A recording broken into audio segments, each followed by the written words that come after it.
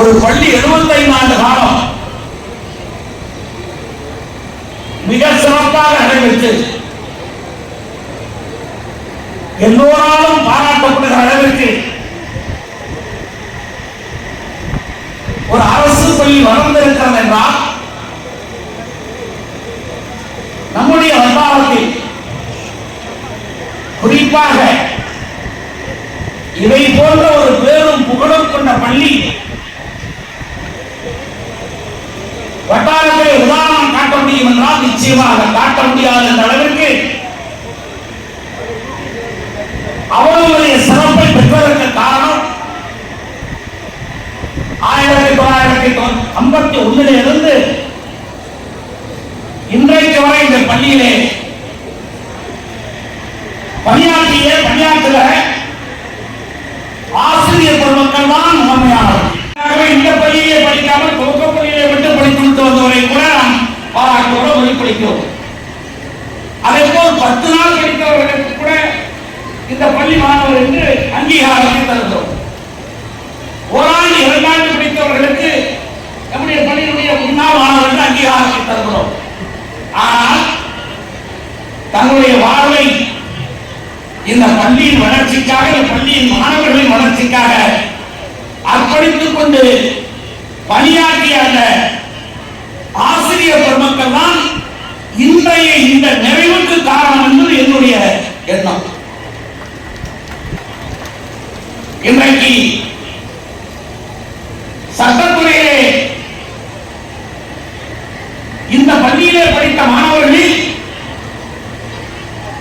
உச்சமாக மிகப்பெரிய பொறுப்பாக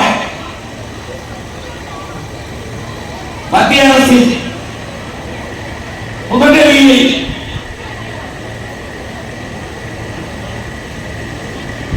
additional secretary to the cabinet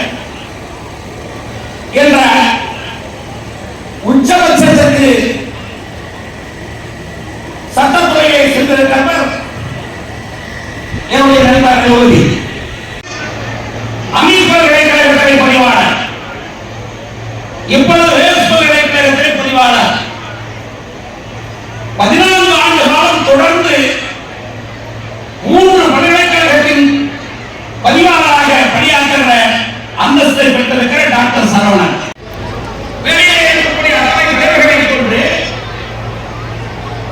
இந்த பள்ளியை படித்த இப்பொழுது உயர்வு காவல்துறையிலே உச்சபட்ச சுவையாக இருக்கக்கூடிய ஐநா சபையிலே உரையாற்றுகிற வாய்ப்பு கிடைத்தது. உலக பல்கலைக்கழக மாணவர் மாநாட்டிலே உரையாற்றுகிற வாய்ப்பு கிடைத்தது. உலக இளைஞர்கள் மாநாடு மாஸ்கோவில் நடைபெற்ற போது அந்த மாநாட்டிலே பேசுகிற வாய்ப்பு கிடைத்தது. இவைகளுக்கெல்லாம் அடித்தளம் அமைத்தது எதுவென்றால் இந்த பள்ளியிலே நடைபெற்ற மாதிரி பாராளுமன்றம் என்ற ஒரு நிகழ்ச்சி தான்.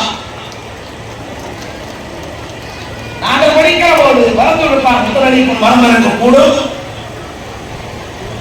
சரவணன் மறந்திருக்க கூடும். ஆனால் சிவகுமாருக்கு நினைவு இருக்கு. காரணம், சிவகுமார் எப்பொழுதும் படிப்பே பிரதானமாக இருக்கிற ஓவிய ஆசிரியர் அவருடைய பிள்ளைவர், என்னுடைய ஓவிய ஆசிரியருடைய பிள்ளைவர். அந்த காலகட்டத்தில் இந்த ஆசிரியர்கள் தான் ராமச்சந்திரன் இருக்கிறார். அவருடைய எண்ணத்தை ஊகித்ததுதான் நம்ம அதில் பாராளுமன்றம். அன்றைக்கு தலைமை ஆசிரியராக இருந்தவர் அந்த கல்வியில் இருந்து ஆளுங்கட்சி எதிர்கட்சி என்றெல்லாம் வரிசைப்படுத்தி எங்களை எல்லாம் அதிலே உரையாற்ற வைக்கிற அந்த பாதை இப்படித்தான் இருக்கும், பாராளுமன்ற நடைமுறை இப்படித்தான் இருக்கும் என்று எங்களுக்கு பாடம் எடுத்து வாரத்துக்கு 2 நாள் மாலையிலே 2 மணி நேரம் மாதிரி பாராளுமன்றத்தை நடத்தினார். நான் அன்றைக்கு நினைக்கவில்லை அந்த மாதிரி பாராளுமன்றத்திலே கலந்து கொண்டு அவர்களெல்லாம் பயிற்சி பெற்ற போது நான் ஒரு பஞ்சாயத்து தலைவராக வருவேன் என்று கூட நான் கருதவில்லை. ஆனால் நாடாளுமன்றத்துடைய மக்களவையிலும் மாநிலங்களவையிலும் நான் பணியாற்றுகிற வாய்ப்பு எனக்கு கிடைத்து பணியாற்றி முடித்து நிறைவாக இருக்கிறேன் என்றால் அதற்கு நான் இந்த பள்ளியிலே எனக்கு அவர்கள் கற்றுத்தந்த பாடம் வெறும் பாடப்புத்தகம் மட்டுமல்ல, நன்றாக படியுங்கள், மார்க் வாங்குங்கள், தொடர்ந்து படியுங்கள் என்று சொல்வது எளிது. அதற்கு உதாரணம் சுலபமாக வைத்துக் கொள்ளலாம். ஆனால் அனுபவமே பாடமாக அமையும். ஆசிரியர்கள் கற்றுத்தருவதை எது உனக்கு பிடித்ததோ அதை செய்யுங்கள். தன்னிச்சையாக சுதந்திரமாக உங்களுடைய அறிவை வளர்த்துக் கொள்கிற அந்த ஆற்றலை பெறுங்கள். அப்படி பெறுகிற போது நாம் எந்த நிலைக்கு வேணாலும் போகலாம். நமக்கு தெரியாதது ஒன்றுமல்ல, அறிந்து கொள்ள வேண்டியது ஏராளமாக இருந்தாலும் அறிந்து கொண்டவை மற்றவர்களுக்கு சொல்லுகிற ஆற்றலை நாம் பெறுகிறோம் என்ற உணர்வோடு நாம் வளர்கிற போது மிகப்பெரிய இடத்திற்கு போக முடியும். அப்படி நமக்கு வழிகாட்டி ஆசிரியர் பெறுவர்கள் இங்கே அமர்ந்திருக்கிறார். நான் படாத அடியில்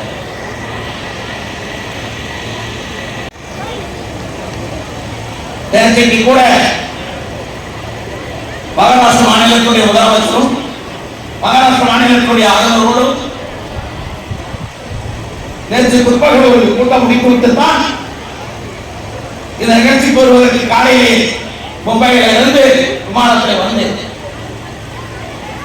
ஆனால் என்னை முழங்காலுக்கு கீழே மட்டும் 300 அடிகளுக்கு மேல் போட்டவர் நம்முடைய பெரிய சாகர்.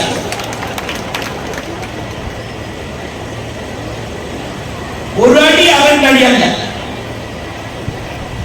முதுகு பிய்ய வரை என்னை அடித்தவர் நம்ம பன்னீர்செல்வத்துடைய தந்தை குமார் ஹாசன்.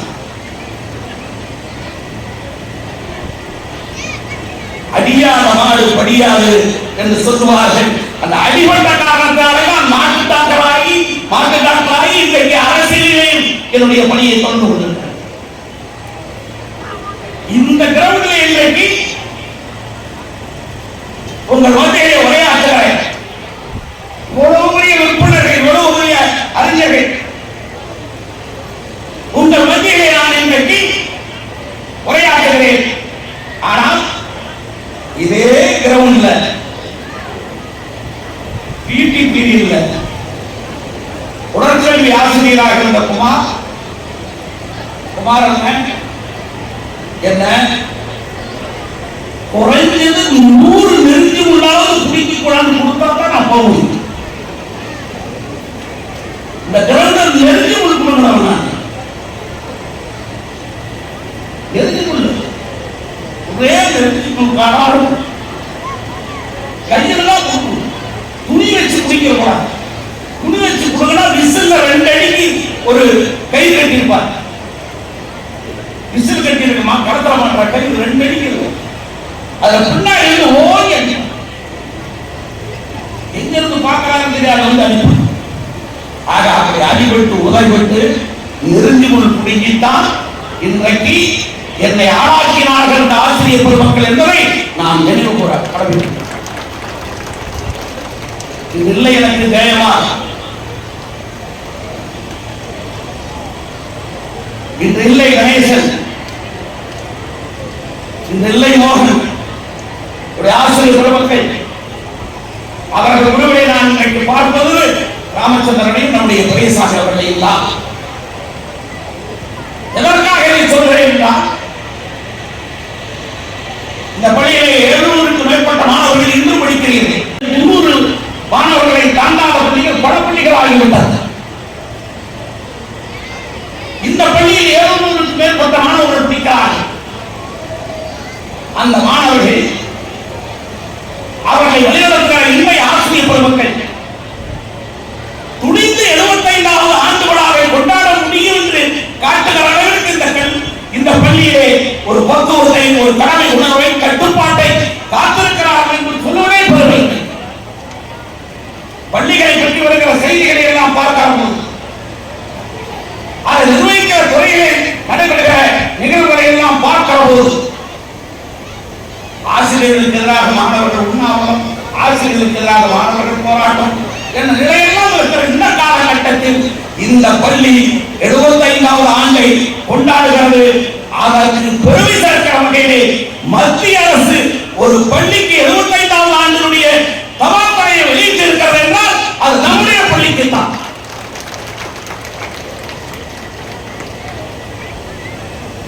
டெல்லி செங்கோட்டைக்கும் நம்முடைய பள்ளிக்கும் ஒரே விதமாக 5 ரூபாய் தபால் தலையை வெளியிட்டு நம்முடைய பள்ளியை பெருமைப்படுத்தி ஒரு பள்ளிக்கு பள்ளியினுடைய 75வது ஆண்டுக்காக தபால் தலையை வெளியிடுகிற அளவுக்கு இந்த பள்ளிக்கு பெருமை இருக்கிறது என்றால் இதைவிட வேறு என்ன பெருமை வேண்டும் நம்முடைய பள்ளிக்கு? என்ன கஷ்டப்பட்டார்களோ தெரியாது.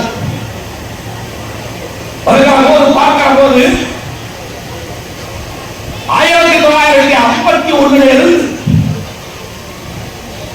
இன்றைக்கு வரை ஆண்டுதோறும் வெளியில் இருக்கிற பள்ளி மாணவர்கள் ஆசிரியர்களோடு உட்கார்ந்து இருக்கிற அந்த படங்களை பார்க்கிற போது ஒரு மிகப்பெரிய அரசு துறை கூட இப்படி ஒரு அற்புதமான நிகழ்வை நடத்த முடியுமா என்றால் முடியாது. அதை நடத்தி காட்டியிருக்கிற பெருமக்கள் அனைவருக்கும் என்னுடைய நெஞ்சார்ந்த நன்றியை நான் முதலிலே தெரிவித்துக் கொள்கிறேன். உங்களுக்கு தான் வந்திருக்கும். அந்த படத்திற்கு முன்னாலே இருக்கிற போது நம்முடைய ஆசிரியர் பெருமக்களுடைய அழகை எல்லாம் பார்க்கிற போது இங்கே மாணிக்கத்தினுடைய மருமகளை பெருமைப்படுத்தினார்கள். இந்த பள்ளியினுடைய பியூன் தான். ஆனால் தலைமை ஆசிரியரை விட வணக்கத்திற்குரியவராக, பெருமைக்குரியவராக, பாராட்டுக்குரியவராக, பாசத்துக்குரியவராக இருந்து பணியாற்றிய பியூன் மாணிக்கம் அவர்கள். அந்த நிகழ்வில் அவர் இருந்த காலத்தில் இருந்தவர்கள் அத்தனை பேருக்கும் தெரியும். ஒரு மாணவனுக்கு ஒரு சின்ன பிரச்சனை என்றாலும் கூட ஓடோடி வந்து உதவக்கூடிய அது போன்றார்கள். இங்கே நான் பார்க்கிறேன், பியூன்ல இருந்து தலைமை ஆசிரியர் வரை படித்த மாணவர்கள் 10 நாள் படித்த மாணவர்கள் இருந்து உள்கல்வியில் இங்கே கற்ற மாணவர்கள் அவ்வளவு பேரும் பெருமைப்படுத்தப்பட்டிருக்கிறார்கள். அவ்வளவு பேரும் பெருமைப்படுத்தப்பட்டிருக்கிறார்கள். ஆக இதை வடிவமைத்தவர்கள் இந்த விழாக்கு சாதாரணமாக கருதிவிடக் கூடாது. இது தொடர்ந்து 100வது ஆண்டு விழா நடைபெற வேண்டும்.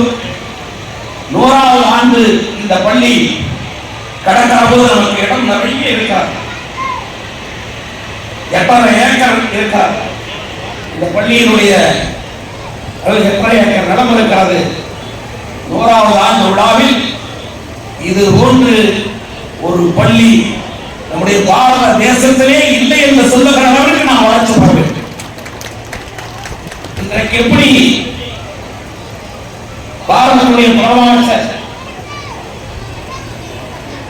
இந்த தேசத்துடைய தந்தை நரேந்திர மோடி அவர்கள் இந்த பள்ளியை அங்கீகரித்து இந்த பள்ளிக்கு மரியாதை கொடுக்கின்ற வகையிலே 1951 முதல் 75 வரை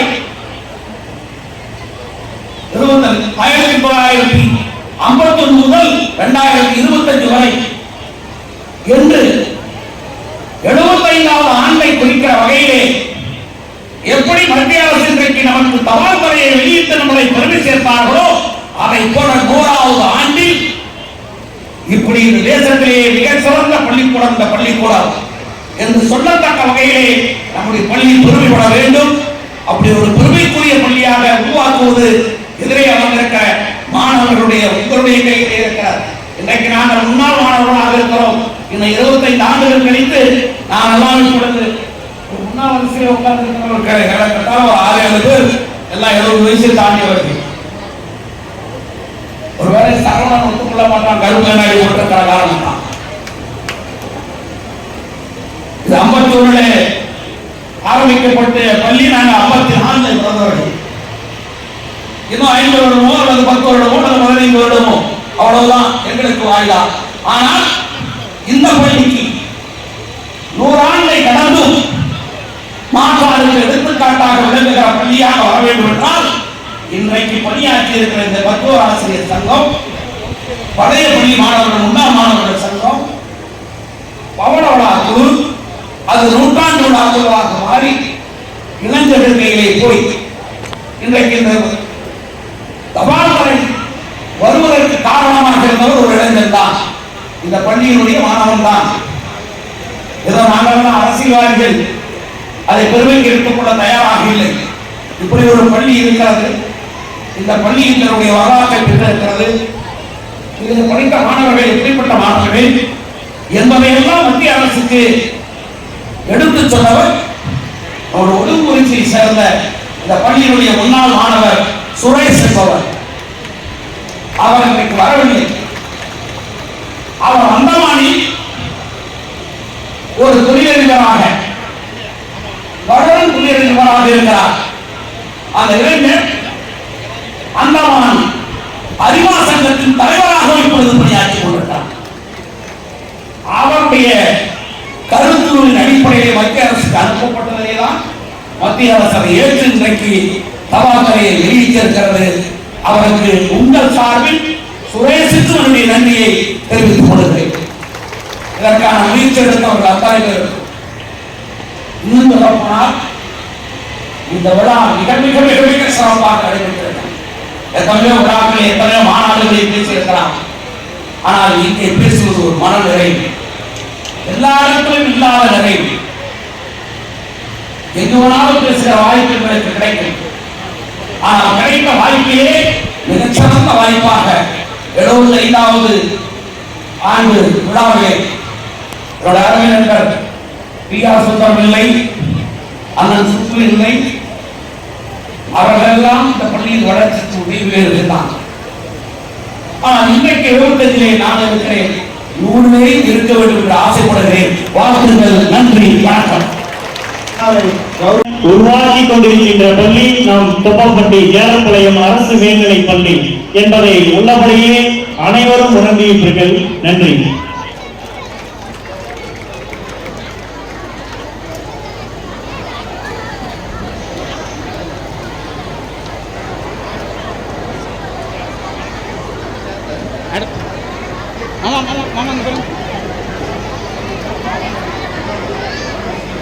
போட்டோம். அந்த பட்ஜெட் போடும்போது வெளியே என்ன பண்ணுறதுன்னு தெரியும்னு யோசித்தோம். அப்போ நம்ம ஊரில் உதிச்ச விஷயம், ஒரு சின்ன வாட்ஸ்அப் குரூப்பை ஓப்பன் பண்ணுவோம்.